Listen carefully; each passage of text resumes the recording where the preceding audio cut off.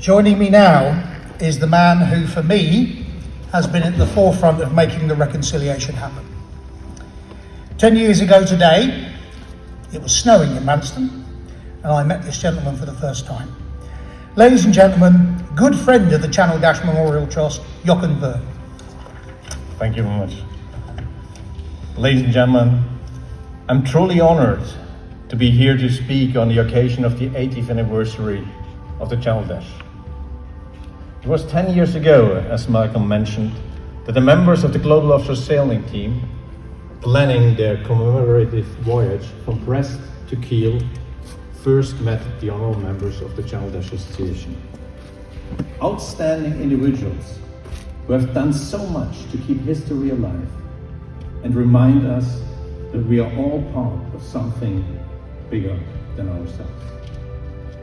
The aim of the Global Offshore Sailing Team expeditions has always been to get a feel for the background and struggles of events at sea. As our dear friend Peter Nixon, whom we always remember, summed up perfectly, working so hard to bring history back to everyone's attention and recognizing the many great acts of courage performed on our behalf of men and women of all sides during a period of conflict. It's not about winners or losers. The world is a wonderful place to live because it's made up of many different but beautiful countries. We should be proud of that. Equally, we should not be ashamed of our past, nor should we glorify it. For it was our past which created what we are today. In the fateful days 1942, British air and ship crews threw themselves with an incredible sense of duty against German battleships and their protection.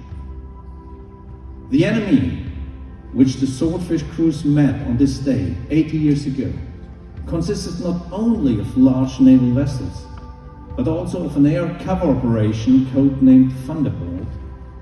The operation was planned by General Adolf Galland, who himself survived being shot down, kept the ships under a constant Messerschmitt fighter jet's umbrella during the whole Operation Cerberus.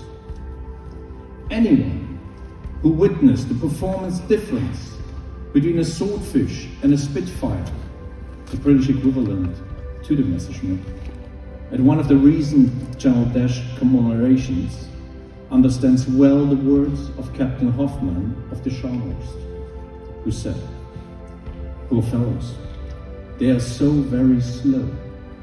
It is nothing but suicide for them to fly against these big ships." Everyone on the bridges of the battleships felt the same. Wilhelm Wolff on the Scharnhorst said, "What an heroic stage for them to meet their end here. Behind them their homeland which they had just left, with their hearts steeled to their purpose still in view." Admiral Ciliax, watching from the Scharnhorst bridge, the Swordfish numbering towards her, remarked to Captain Hoffman, "The British are now throwing the mothball navy at us. Those Swordfish are doing well to get their torpedoes away." Christoph Ciliax, the grandson of Admiral Ciliax, wanted to be with us today. But unfortunately, COVID restrictions got in the way, and he asked me to represent him and his words, which I would like to do so.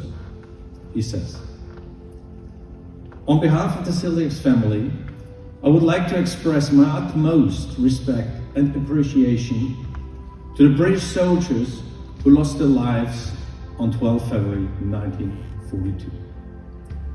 The German ships and their crews served a brutal criminal regime of injustice. We Germans can all the more grateful that the German fallen are also included in the commemoration and that representatives of the German Navy as well as their families are invited to the event. This is a great gesture of friendship and bridging the former to the former enemy. Today, British and German servicemen and women serve side by side, advocating world peace, a democratic world order, as well as stability and security in Europe.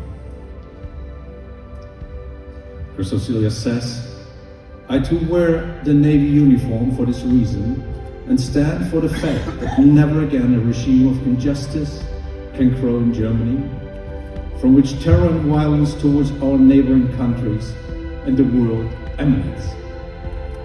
This is what my father already stood up for as a soldier, and I'm sure my grandfather would do the same, who was first and foremost a sailor and soldier for his country.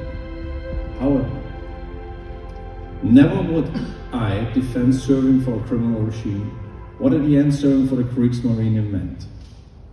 It is all the more impressive and deserving of thanks that Great Britain, when honoring their fallen, also remembers the German soldiers killed in action.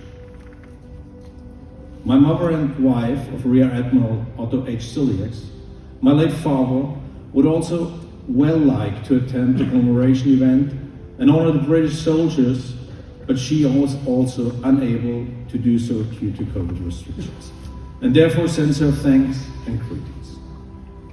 Many thanks, I think, from our side to the Silius family. I'm also grateful to be able to quote from the letter sent by the Federal Minister of Defense, Christine Lambrecht, to the Channel Dash Initiation, and she underlines your thoughtful gesture of not only inviting representatives from the Royal Navy and the Royal Air Force, but also representatives from the German Navy, is a sign of reconciliation and long-standing friendship between our nations. Captain Hoyer, thank you for being as official representatives of the Federal Republic of Germany with us today.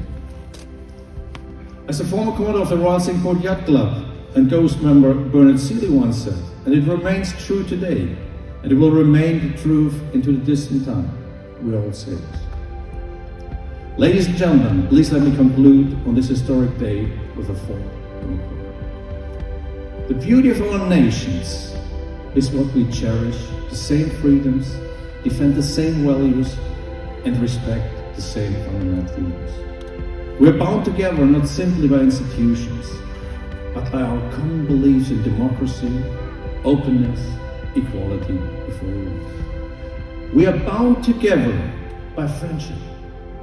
Friendship lived through the great people who are in this hangar today, and many who have already left us, but whom we keep in our hearts.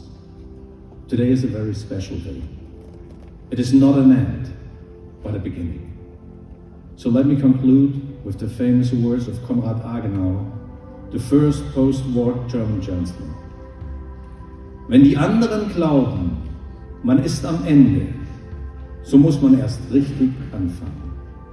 When others think we've reached the end, that's when we've got to really begin. Thank you very much. Thank you, Jochen, and please pass our thanks to Christoph as well.